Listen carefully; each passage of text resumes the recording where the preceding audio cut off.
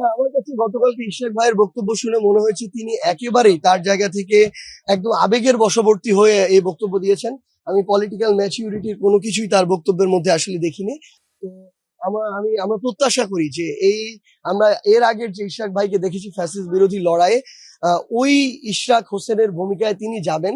এই ধরনের বক্তব্য তার কাছে কখনোই প্রত্যাশিত নয় এবং রাজনৈতিকভাবে তিনি মোকাবেলা করার 1 ঘন্টায় সরকার পতন ঘটানোর যে ধরনের কথাবার্তা বলেন, এই কথাবার্তাগুলো কখনো একটা রাজনৈতিক দলের এমন একজন রাজনৈতিক ব্যক্তির কাছে প্রত্যাশিত নয় এবং এগুলো আসলে যারা বলেন তাদের মধ্যে আমরা ফ্যাসিস্টের চরিত্র দেখতে পাই।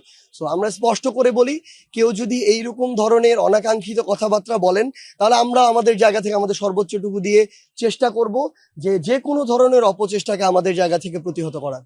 আমি যদি তর্কের খাতিরে ধরেও নেই যে নাসিরউদ্দিন পাটোয়ারি কক্সবাজারে যেটা বলেছেন সেটা আমাদের হয়তো অনেক রাজনৈতিক ব্যক্তিবর্গের প্রত্যাশা অনুযায়ী ছিল না, কিন্তু গতকালকে বিএনপির আরেকজন মুখপাত্র জনাব ইশরাক রহমান তার বক্তব্যে যেভাবে উলঙ্গ করে কিছু মানুষকে মারার কথা বললেন, তারপরে তার বক্তব্যে যেভাবে কটূক্তি করা, একদম খুব মানে নিম্নমানের শব্দ ব্যবহার করে যেভাবে কথা বললেন, এটা তো নাসিরউদ্দিন পাটোয়ারির বক্তব্যের চেয়ে অনেক ডিগ্রি নিচের বক্তব্য, অনেক লেয়ার নিচের বক্তব্য।